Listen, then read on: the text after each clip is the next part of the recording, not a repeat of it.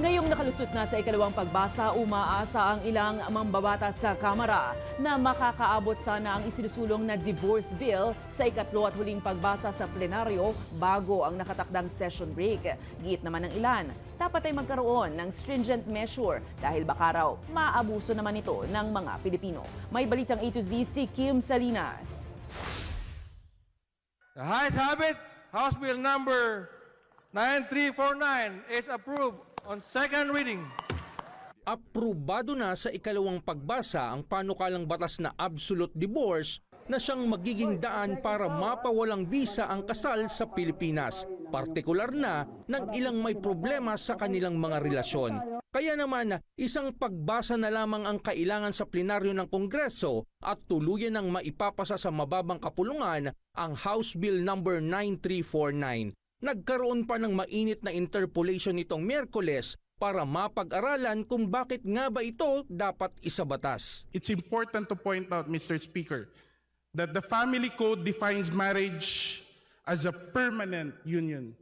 Permanence, its indissolubility, is therefore, we can conclude, a part of the properties of marriage. This is an admission that some marriages would fail and there is need to rescue the spouses from such toxic relations. For example, we have marital infidelity, we have marital abuse, which even the Catholic hierarchy now would consider in the canonical dissolution of marriage. Dagdag pa ni Lagman, bagamat isang institusyon ang kasal sa Pilipinas, dapat pa ring tanggapin ng marami na may mga pangyayaring nauuwi sa pagkamatay umano ng isang kasal. Kumpiyansa naman ng maraming mga mambabatas na maipapasa ito sa ikatlo at huling pagbasa. Pero sana pausarin din nila doon sa sa Senado kasi we are hoping na kahit itong 19th Congress, we are really hoping na maipasa itong divorce bill. Taong 2018 nang maipasa ito sa 17th Congress sa botong 150. Pero tenga pa rin ito pagdating sa Senado. Pero para sa ilan, meron kasi mga battered wife, ganyan, kaya magkasunduan sa pamilya. Kaya para sa akin, okay lang kaysa ma-sacrifice yung mga anak nyo na ganyan yung sitwasyon sa family, edi mas mabuti na lang na mag-divorce na lang. Marami din naman sa ngayon sa isang pamilya na nagsasama na lang dahil nga walang choice, di ba? Walang choice kasi nga walang divorce, mahal. Kung magpapa-divorce man or annulment, mahal. So, wala, parang kumbaga napipilitan na lang makisama.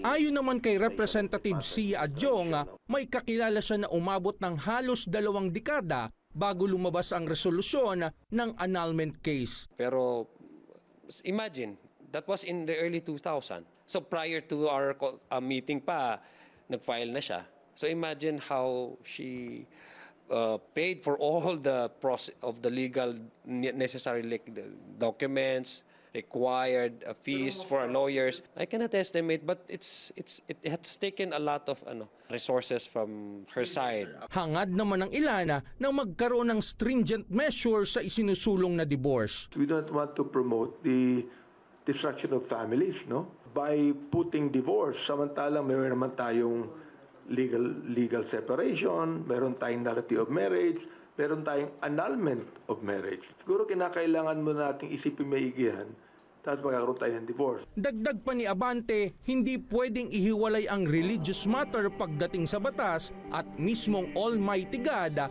ay nakalagay sa konstitusyon ng bansa. Sa ngayon, tanging ang Vatican at Pilipinas na lamang sa buong mundo ang hindi legal ang divorce. Para sa Balitang A to Z, Kim Salinas.